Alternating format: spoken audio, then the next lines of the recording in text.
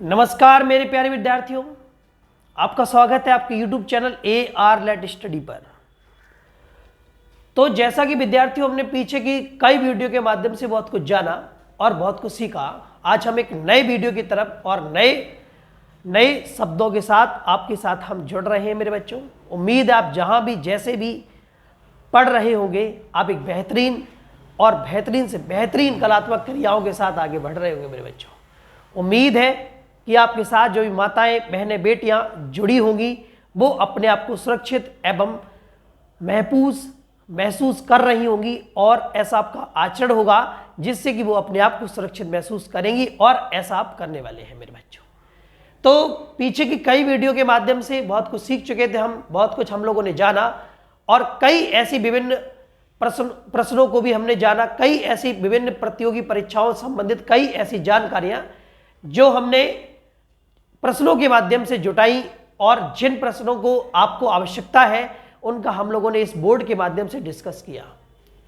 Lucent की book का ये सार संग्रह धीरे धीरे हम इस पूरी बुक को यहाँ रिवीजन के तौर पे इस बोर्ड के माध्यम से आप और हम मिलकर के इसको सही ढंग से निरूपित अर्थात इसको पढ़ रहे हैं और इसकी तैयारी कर रहे हैं मेरे बच्चों। आप जहाँ भी हैं, जैसे भी हैं, जिस हालत में हैं, कॉपी पेन लेकर के बैठ गए होंगे और बारी बारी से प्रत्येक टॉपिक को आप नोट कर रहे होंगे और आप लिख रहे होंगे। उम्मीद करते हैं आप जहां जैसे भी होंगे आप बेहतरीन तैयारी के साथ लगे पड़े और पढ़ रहे होंगे। आगे आने वाली कई प्रतियोगी परीक्षाओं संबंधित हम लोगों ने कई जानकारियां जुटाई और इस प्लेटफॉर्म के माध्यम से, इस चैनल के माध्यम से आपने बहुत कुछ सीखा, बहुत कुछ जाना। आपके सामने एक नया टॉपिक है और पीछे के कई टॉपिक से संबंधित हमने बातें करी। अब उनको बात को वही छोड़ करके नए टॉपिक की तरफ बढ़ चुके हैं। जिन विद्यार्थियों ने ये टॉपिक नहीं, पीछे के टॉपिक नहीं देखे हैं, वीडियो नहीं देखे हैं, वो वीडियो देख करके जरूर आए, जिससे आगे आने वाले सभी टॉपिक आपको बेहतरीन से बेहतरीन तरीके से समझ में आते रहे। क्रम वाइज और क्रमानुसार ये सभी चीज़ें आपके दिमाग में, मस्तिष्क में छप जाएं, जिससे कि अभी हाल ही में कई ऐसी परीक्षाओं की घोषणा की गई है और वर्तमान समय में कई ऐसी परीक्षाएं भी चल रही हैं जिसमें आपको जीएस से संबंधित, हिस्ट्री, ज्योग्राफी, उसके बाद पॉलिटी, इकोनॉमिक्स, सिविक्स अर्थात कई साइंस और करंट अफेयर्स, ऐसी कई तमाम चीज़ें मिलकर के जीएस का एक वेटेज बनाती हैं और बड़ी महत्वपूर्ण जानकारियों के साथ आप जुड़े और आप चीज़ों को पूरा कर पा रहे हैं मेरे बच्चों। देखिए, जैसी स्थिति में आप पढ़ रहे होंगे, उम्मीद करते हैं आप एक बेहतरीन तैयारी में होंगे और धीरे धीरे अपने आप को और अपने उज्जवल भविष्य के लिए आप मेहनत कर रहे होंगे और लगातार चीज़ों के साथ जुड़े होंगे। पीछे के कई वीडियो के माध्यम से हमने बहुत कुछ जाना, बहुत कुछ सीखा। अब हम लोग एक नए टॉपिक पर काम करेंगे। पूरा टॉपिक ही आज एक वीडियो में ही खत्म करने वाले हैं। ये टॉपिक हम लोग इस वीडियो के माध्यम से पूरी तरह से खत्म करेंगे आज और इसके बारे में विभिन्न प्रकार की जानकारी इकट्ठी करके अपने नोट्स में भी लिखेंगे और अपने दिमाग में भी छपा देंगे, जिससे कई एग्जाम्स में अगर कोई क्वेश्चन बनता है तो बिंदुवार तरीके से कैसे आप हल करेंगे। उम्मीद करते हैं आप बेहतरीन से बेहतरीन कंटेंट की तलाश में होंगे और वो तलाश आपकी पूरी हम करेंगे। बच्चों, आज हम और आप मिलकर के एक साम्राज्य की जानकारी करेंगे। हमने महाजनपद काल के बारे में पढ़ा और इन महाजनपदों में से एक जनपद जिसमें हिस्ट्री की शुरुआत में ही ये पॉइंट आपको पढ़ना बहुत आवश्यक था, मैंने लेकर के आपके सामने इस टॉपिक को रखा है। जैसे कि आपके सामने लिखा हुआ भी है, मगध राज्य का उत्कर्ष। आज प्यारे बच्चों मगध राज्य के बारे में पढ़ने वाले हैं। कल के टॉपिक में और पिछले टॉपिक में हम कुछ धर्मों के बारे में पढ़ चुके थे। हमने ईसाई धर्म, शैव धर्म और पारसियन, जिसको पारसी धर्म, हिंदू धर्म से संबंधित, वैष्णव धर्म, शैव धर्म, ऐसी कई धर्मों की जानकारी बिंदुवार तरीके से सीखी और हमने जानी। इस धर्मों के संस्थापक कौन रहे हैं, एक बिंदु और था इस्लाम धर्म। इनसे संबंधित कई ऐसी जानकारियां जुटाई, उनको लिखा, उनके बारे में समझते रहे और बिंदुवार तरीके से उनको जानकारी में जोड़ा और अपने नोट्स भी तैयार करे आप लोगों ने। लूसेंट की बुक से कुछ बचा हुआ पॉइंट्स हमने उसी टॉपिक में वही क्लियर किया था। अब नए टॉपिक की तरफ बढ़ चुके हैं, मगध राज्य का उत्कर्ष। इससे संबंधित कई गहरी बातें हम लोग यहाँ सीखने वाले हैं और इनकी कई ऐसी जानकारियां जुटाने वाले हैं जिनके माध्यम से आप चीज़ों को जोड़ पाएंगे। बच्चों, शुरुआत करते हैं शुरू से, जहां आपने चीज़ों को छोड़ा था वहीं से एक जोश और जुनून के साथ आप चीज़ों को तैयार करेंगे और शुरू करते हैं मगध राज्य का उत्कर्ष। सॉरी, मगध के सबसे प्राचीनतम वंश के संस्थापक की अगर बात करें, मगध की राजधानी की बात करें, मगध की ऐसी कई बातें जिनके बारे में हम बात करें तो बड़ी महत्वपूर्ण है। उन 16 महाजनपदों में से एक जनपद के रूप में ये बिखरा और ये प्राप्त हुआ। हमने इससे कई बेहतरीन से बेहतरीन जानकारियां इकट्ठी करी और हमने जाना कि मगध साम्राज्य क्या है मेरे बच्चों। हम इसमें जानेंगे मगध साम्राज्य की स्थापना किसने करी, इसके संस्थापक कौन थे, राजधानी क्या थी, राजधानी का विस्तार हुआ, किस प्रकार से राजधानी को आगे बढ़ाया गया, इस राजधानी को कहीं और भी स्थापित किया गया था। ऐसी कई तथ्य, कई जानकारियां हम इस चैनल के माध्यम से सीखेंगे। उम्मीद करेंगे आप इस चैनल को लाइक, कमेंट, सब्सक्राइब करना ना भूलिएगा, क्योंकि यही मोटिवेशन हमें आगे की तरफ लेकर के जाता है। बच्चों, मगध के सबसे प्राचीन वंश की अगर बात करें तो सबसे प्राचीन वंश मगध साम्राज्य में, और इसके जो संस्थापक थे वो कहीं ना कहीं आप जानते हैं, कहीं ना कहीं 100% इस बात को तथ्य सहित प्रमाणित किया गया कि इसके जो संस्थापक थे वो संस्थापक बृहदर्थ थे। कौन थे मेरे बच्चों? बृहदर्थ। आपको बताएं इसकी राजधानी थी वो गिरिब्रिज थी। क्या थी मेरे बच्चों? गिरिब्रिज। अब आपने सोचा होगा सर गिरिब्रिज, हाँ, मगध राज्य की जो राजधानी थी वो गिरिब्रिज थी। आपको बताएं जरासंध जो नाम का एक व्यक्ति हुआ करता था, इस जरासंध को हम बृहद्रथ का पुत्र कहते हैं मेरे बच्चों। कौन है? बृहद्रथ के पुत्र का अगर नाम आपसे पूछा जाएगा तो जरासंध है। आगे एक पॉइंट और इसमें जोड़ देंगे हम लोग, हर्यक वंश। मेरे बच्चों, हर्यक वंश के जो संस्थापक थे वो बिंबिसार थे। कौन थे मेरे बच्चों? बिंबिसार। अर्थात हर्यक वंश के जो संस्थापक बिंबिसार मगध की गद्दी पर 544, अभी बिंदुओं को सीखेंगे लेकिन आप थोड़ा थोड़ा और बढ़ाएंगे मेरी बात को, कि हर्यक वंश के संस्थापक बिंबिसार मगध की गद्दी पर 544 ईस्वी में बैठे थे मेरे बच्चों। मगध सबसे प्राचीन वंशों में से एक है जिसके संस्थापक बृहद्रथ थे और इनके पुत्र का नाम जरासंध था, और बृहद्रथ ने ही अर्थात इस वंश, इस राज्य की स्थापना करी। आपको बताएं कि इसकी जो राजधानी थी वो गिरिब्रिज थी मेरे बच्चों। क्या थी? गिरिब्रिज। आगे जब बिंदुवार चीजों को जब आगे बढ़ाएंगे मेरे बच्चों, देखिए लूसेंट की बुक का ये सार संग्रह है। लूसेंट की बुक में जितना भी लिखा हुआ है हम इस बोर्ड के माध्यम से बारी बारी चीजों को सीख रहे हैं। अन्यथा में हम नई बुक को जब पढ़ाएंगे तब नई बुक से नई जानकारियां नए टॉपिक के साथ जोड़ेंगे। बस यहाँ केवल और केवल रिवीजन का पर्पस है, और जो भी छोटे छोटे वनडे एग्जाम है उसके लिए बहुत बेनिफिशियल टॉपिक्स ये है। उम्मीद करेंगे आप लिखेंगे भी, नोट करेंगे, अर्थात उसको बारी बारी से रिवीजन करेंगे, जो वनडे एग्जाम के लिए मोस्ट इंपोर्टेंट, बहुत यूजफुल चीजें हैं। बच्चों, इसके संस्थापक बिंबिसार मगध की गद्दी पर 544 ईस्वी में बैठे। आपको बताएं जो बिंबिसार थे, ये बिंबिसार बौद्ध धर्म के अनुयायी थे, और आपको बताएं कि यह प्रथम भारतीय राजा था जिसमें प्रशासनिक व्यवस्था पर बल दिया मेरे बच्चों। अर्थात इसने प्रशासन की व्यवस्था पर बल दिया, अर्थात शासन प्रशासन, जैसे अभी इस समय हर किसी व्यवस्था को चलाने के लिए एक नए अधिकारी, नए मंत्री, नए कार्यकर्ता को जोड़ा जाता है, जो कि वो उस कार्यभार के लिए बिल्कुल ही प्रतिपादित होते हैं और उसको करने के लिए संपन्नता से अपने आप को, अपना समय निश्चित काल तक वो देते हैं, और किसी भी कार्य को चलाने के लिए वो अपना समय देते हैं। ये प्रशासनिक जो व्यवस्था थी वो सबसे पहले कहीं ना कहीं भारत में एक भारतीय राजा के रूप में रहे हैं, और बिंबिसार ने दी थी मेरे बच्चों। आगे बढ़े तो बिंबिसार ने ब्रह्मदत्त, मेरी बात समझना, बिंबिसार ने बृहदत्त को हराकर अंग राज्य को मगध में मिला लिया। किसको हराकर? बृहदत्त को हरा दिया, और अंग एक और महाजनपद था जिसको अंग कहा गया। ठीक है भाई, अंग को मगध में मिला लिया। अब मगध का विस्तार हो गया। आगे बढ़ेंगे मेरे बच्चों, आगे अब से बिंबिसार की बात करें तो बिंबिसार ने राजगृह का निर्माण कर उसे अपनी राजधानी बनाया। किसका? राजगृह का निर्माण किया और उसको अपनी राजधानी बना लिया। आगे बात करें, इसने मगध पर करीब 25 वर्षों तक शासन किया। किसने बेटा? बिंबिसार ने। बिंबिसार ने मगध पर 25 वर्षों तक शासन किया।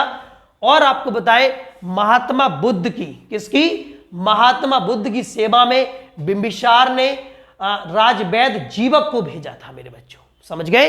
इस बिंदु को मोस्ट इंपोर्टेंट बिंदु को नोट कर लीजिएगा कि महात्मा बुद्ध की सेवा में बिंबिसार ने राजवैद जीवक को भेजा था, अर्थात उन्हें कोई भी समस्या ना हो, इसलिए बिंबिसार ने एक वैद, बिंबिसार का राजवैद जीवक हुआ करता था, इसको बुद्ध भगवान की तरफ भेज दिया उनकी सेवा करने के लिए। आगे बात करें तो इस बात को मोस्ट इंपोर्टेंट पॉइंट की तरफ से नोट कर लीजिएगा मेरे बच्चों, जो एक बिंदुवार अवंती एक जगह थी, एक तीसरा साम्राज्य समझ लीजिए आप।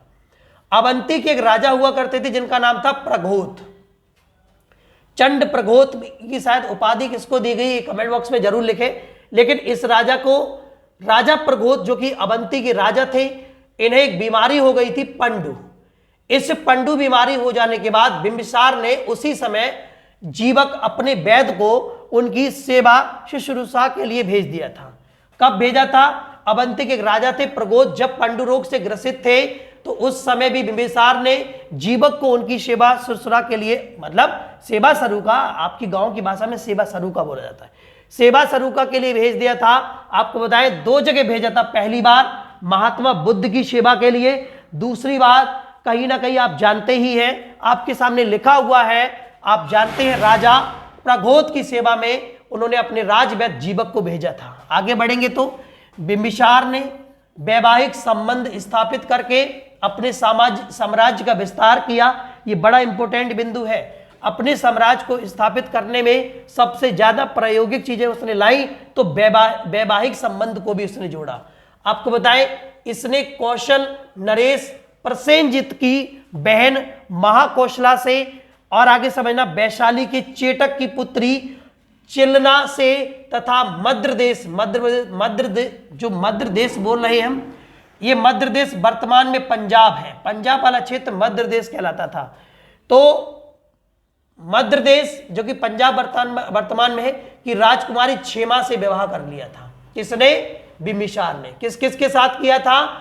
इसने कौशल नरेश प्रसेनजित की बहन थी महाकौशला से, वैशाली के एक व्यक्ति हुआ करते थे चेटक, इनकी पुत्री से जिनका नाम था चेलना, और मध्य देश जो कि पंजाब में स्थित है उसकी राजकुमारी क्षेमा से विवाह कर लिया था। किसने? बिंबिसार ने। बड़ा मुख्य बिंदु आपने सीखा है।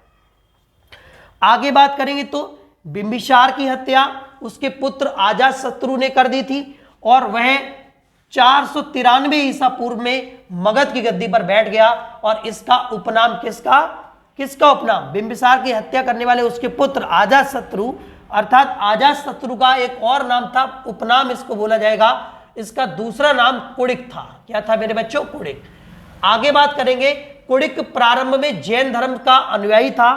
कुड़िक ने पहले अपने जैन धर्म को अपनाया था प्रारंभ में, फिर बाद में बौद्ध धर्म की तरफ बढ़ चुका था। आगे बात करें, बिंबिसार बौद्ध धर्म का अनुयायी था, उसका पुत्र पहले जैन धर्म का, फिर बाद में बौद्ध धर्म का अनुयायी हो गया। आगे बढ़े मेरे बच्चों, बिंबिसार की हत्या उसके पुत्र अजातशत्रु ने कर दी, और वह 493 ईसा पूर्व में मगध की गद्दी पर बैठ गया। इसका उपनाम कुड़िक था, प्रारंभ में जैन अनुयायी था ये। और आपको बताएं, अजातशत्रु ने 32 वर्षों तक, कितने वर्षों तक मेरे बच्चों? 32 वर्षों तक। मोस्ट इंपोर्टेंट बिंदु है और इसको तरीके से नोट कर लीजिएगा मेरे बच्चों। 32 वर्षों तक किसने? अजातशत्रु ने 32 वर्षों तक मगध पर शासन किया, और अजातशत्रु के सुयोग्य मंत्री वर्षकार था। समझ गए? अर्थात क्वेश्चन बनेगा कि अजातशत्रु का सबसे प्रमुख मंत्री के रूप में कौन था? आप बताओगे वर्षकार था। आगे बात करें, इसी की सहायता से, वर्षकार नाम इसलिए आया कि वर्षकार की सहायता से अजातशत्रु ने वैशाली पर विजय प्राप्त करी थी। कहां पर करी थी? वैशाली पर। मेरे बच्चों, ये बिंदु बहुत ही मुख्य बिंदु है, बहुत इंपॉर्टेंट बिंदु है। इनको तरीके के साथ बारी बारी से आप नोट करते रहिएगा। ये आपके काम आने वाली जरूरी चीजें हैं, क्योंकि यही प्रश्न आपके पेपर में छपते हैं। आपको लगता है सरल है, लेकिन यही छूट जाते हैं। अजातशत्रु ने 32 वर्षों तक मगध पर शासन किया। अजातशत्रु के सुयोग्य मंत्री जो हुए थे वर्षकार थे। और आपको बताएं, किसी की मतलब अजातशत्रु का कौन, मतलब अजातशत्रु का जो मंत्री सुयोग्य कौन था? वर्षकार।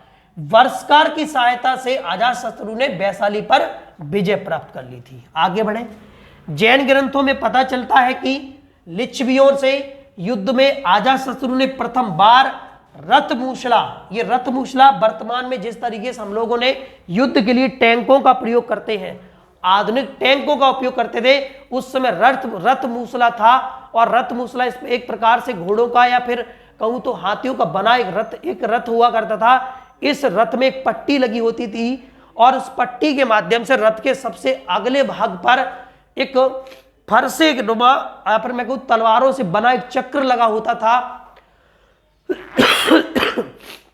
और जिस प्रकार रथ भागता था जितनी स्पीड में, और वो पट्टी के माध्यम से उतनी ही स्पीड में आगे लगे हुए वो तलवारों से बनी एक चक्र वो उतनी ही स्पीड में घूमता था। आसपास के जितने भी युद्ध करने वाले सैनिक मारने के लिए जब उस सेनापति को या जो उस मूसला रथ को चला रहा होता था उसको मारने के लिए आते थे, तो आने से पहले ही उससे कट के उनकी गर्दन अलग हो जाती थी।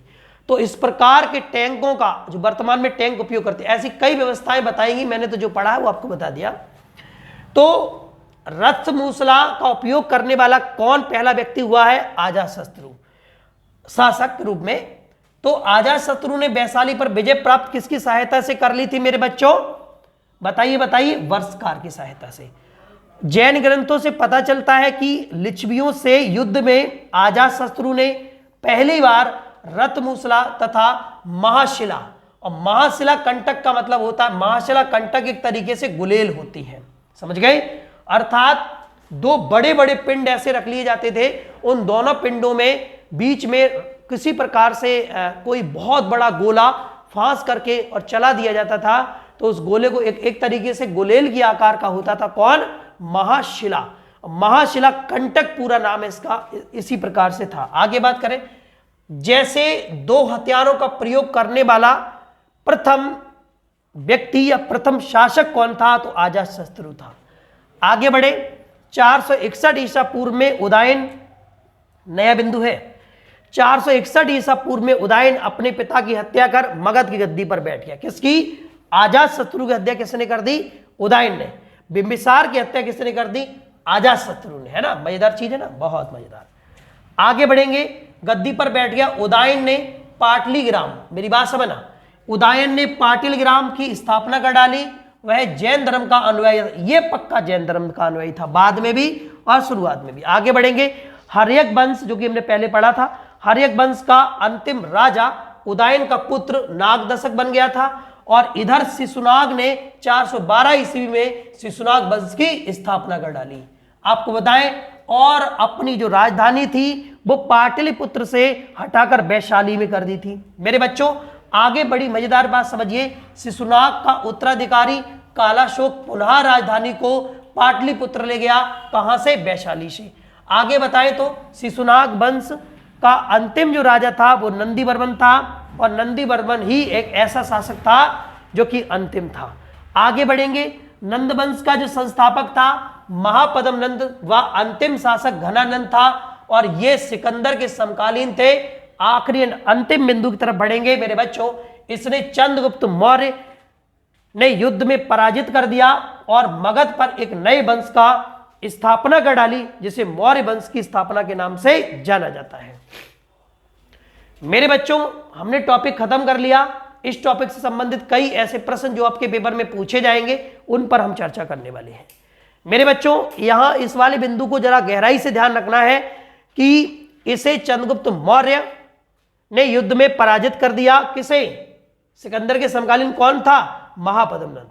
और नंद वंश का अंतिम संस्थापक था महापद्म नंद, और घनानंद था, और यह सिकंदर का समकालीन था। इसे चंद्रगुप्त मौर्य ने युद्ध में पराजित कर दिया और मगध पर एक नए वंश की स्थापना कर डाली, जिसे हम मौर्य वंश के नाम से जानते हैं। मेरे बच्चों इसके बाद जो नया टॉपिक पढ़ेंगे वो मौर्य वंश नहीं होगा, क्योंकि यहां एक वर्ड का एक शब्द और आ गया था, सिकंदर। हम कुछ चर्चाएं कल के वीडियो में सिकंदर महान या सिकंदर कौन था, सिकंदर के बारे में करेंगे। इसके बाद फिर बारी बारी से टॉपिक आपके चलने लगेंगे और पॉइंट टू पॉइंट को हम लोग क्लियर करने लगेंगे।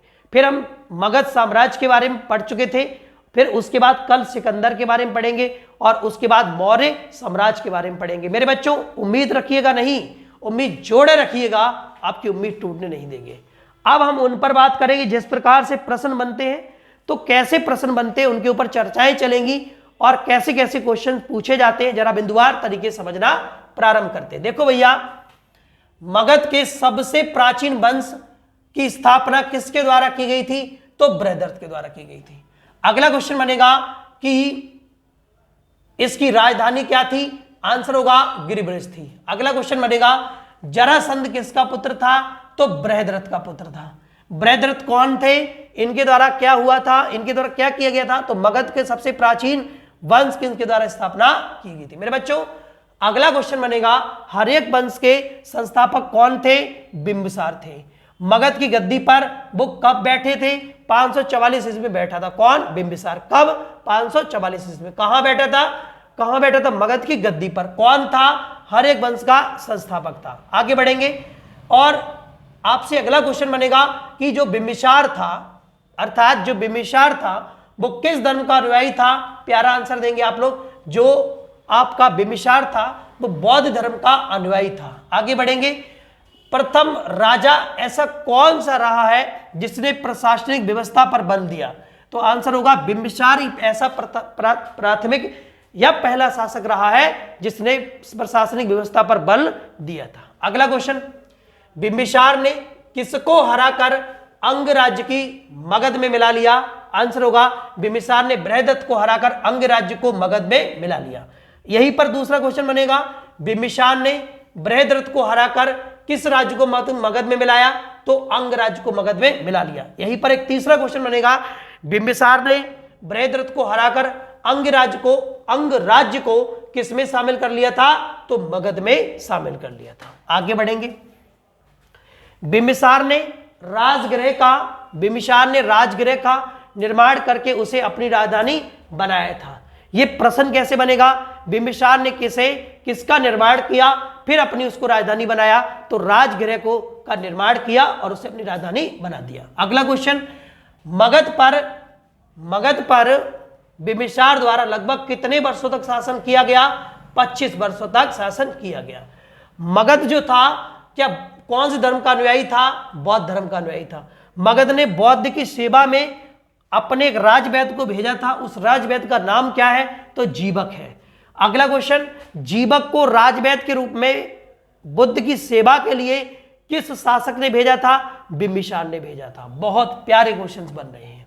आगे बढ़ेंगे, अवंती के एक राजा हुआ करते थे। कौन से ऐसे राजा थे जिसको पांडु रोग हो गया था? तो प्रगोद। दूसरा क्वेश्चन, राजा प्रगोद कहां के शासक थे? अवंती के शासक थे। तीसरा क्वेश्चन, अवंती के शासक राजा प्रगोद जब पांडु रोग से ग्रसित हो गए तो उस समय किस शासक ने उनकी मदद करी थी? तो आंसर होगा बिंबिसार ने। अगला क्वेश्चन, इसी में चौथा क्वेश्चन बनेगा, अवंती के राजा प्रगोद जब पांडु रोग से ग्रसित थे उस समय बिंबिसार ने अपना एक राजवैद्य भेजा था। उसका नाम क्या था? बड़ा प्यारा नाम बताएंगे आप, जीवक था। नेक्स्ट क्वेश्चन तरफ बढ़ेंगे, बिंबिसार ने वैवाहिक संबंध स्थापित किस लिए किए थे? तो आंसर होगा साम्राज्य का विस्तार बढ़ाने के लिए उसने वैवाहिक संबंध स्थापित किए थे। अच्छा, अगला क्वेश्चन, कौशल नरेश प्रसेनजित की पुत्री उस बहन का नाम क्या था? महाकौशला। वैशाली के चेतक की पुत्री का नाम क्या था? चेलना।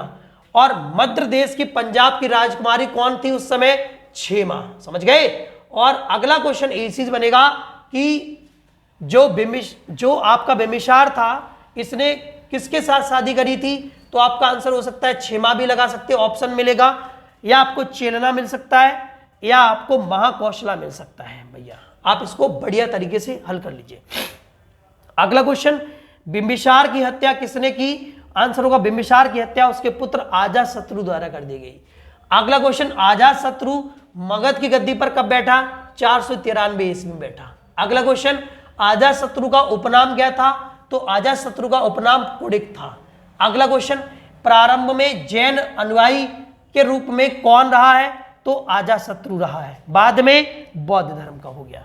आगे बढ़ेंगे, जैन ग्रंथों से पता चलता है कि किस युद्ध में अजातशत्रु ने मूसला रथ और महाशिला कंटक का उपयोग किया था? तो लिच्छवियों से जब युद्ध हुआ था तब। अगला क्वेश्चन, जैन ग्रंथों से क्या पता चला कि लिच्छवियों से युद्ध के बाद अजातशत्रु ने प्रथम पहली बार 2 हथियारों का प्रयोग किया, उनका नाम क्या था? आंसर होगा रथमूसला और महाशिला कंठक। Very good. अगला क्वेश्चन, 461 वर्ष पूर्व में उदयन ने अपने पिता की हत्या कर दी थी और वो मगध की गद्दी पर बैठ गया था। बहुत बढ़िया। नेक्स्ट क्वेश्चन, उदयन ने पाटलिग्राम की स्थापना की थी, अर्थात क्वेश्चन बनेगा उदयन ने अपने बाबा की तरह किसकी स्थापना करी थी? पाटलिग्राम की। समझ गए? नेक्स्ट क्वेश्चन, वह जैन धर्म का अनुयायी था, अर्थात क्वेश्चन बनेगा उदयन किस धर्म का अनुयायी था? आंसर होगा जैन धर्म का पूरी तरह से अनुयायी हो गया था। अगला क्वेश्चन, हर्यक वंश का अंतिम राजा कौन था? उदयन का पुत्र नागदक्ष था। शिशुनाग ने 412 ईस्वी में किस वंश की स्थापना करी? शिशुनाग वंश की स्थापना करी। और अपनी राजधानी कहां से कहां ले गए? तो पाटलिपुत्र से हटाकर वैशाली में स्थापित कर दी। अगला क्वेश्चन, शिशुनाग का उत्तराधिकारी किसको घोषित किया गया पुनः? तो कालाशोक को। और राजधानी को पाटलिपुत्र से कहां ले आए? वैशाली ले आए। अगला और प्यारा क्वेश्चन समझिएगा जरा, शिशुनाग वंश का अंतिम राजा कौन था? नंदीवर्मन था। नंदवंश का संस्थापक किसको माना गया है? महापद्मानंद को माना गया है। जो कि अंतिम शासक कौन था इस वंश का? तो घनानंद था। अगला क्वेश्चन पूछा जाएगा कि ये जो शासन चल रहा था, ये जो व्यवस्था थी, वो किसके समकालीन थी? तो सिकंदर के समकालीन थी। क्वेश्चन बनेगा इसने किसने? इसी ने, चंद्रगुप्त मौर्य ने युद्ध में पराजित किया किसको? तो नंदवंश का संस्थापक महापद्मानंद को, और या फिर मैं कहूं तो घनानंद को पराजित कर डाला। आगे बढ़ेंगे, और पराजित जब किया तो किस वंश की स्थापना करी थी? मौर्य वंश की स्थापना करी थी। मेरे बच्चों, हमने आखिरी बिंदुवार बड़े प्रश्नों के साथ इसको सीखा और किया। मुझे उम्मीद है आज के टॉपिक, आज की बात है, आज का ये वीडियो बहुत शानदार तरीके से आपने देखा और सीखा होगा। उम्मीद करते जहां भी जैसे भी होंगे आप बढ़िया मजेदार शानदार तरीके से आप पढ़ रहे होंगे और बारी बारी से इस टॉपिक का रिवीजन कर रहे होंगे और नोट कर रहे होंगे। उम्मीद करेंगे आप इसी प्रकार से अपने आप को मेरे साथ जोड़े रखिएगा। और अपनी वीडियो को यहीं, अपनी बातों को यहीं समाप्त करते हैं और मिलते हैं नई वीडियो में नए तरीके के साथ और नए टॉपिक के साथ। जय हिंद, जय भारत, धन्यवाद।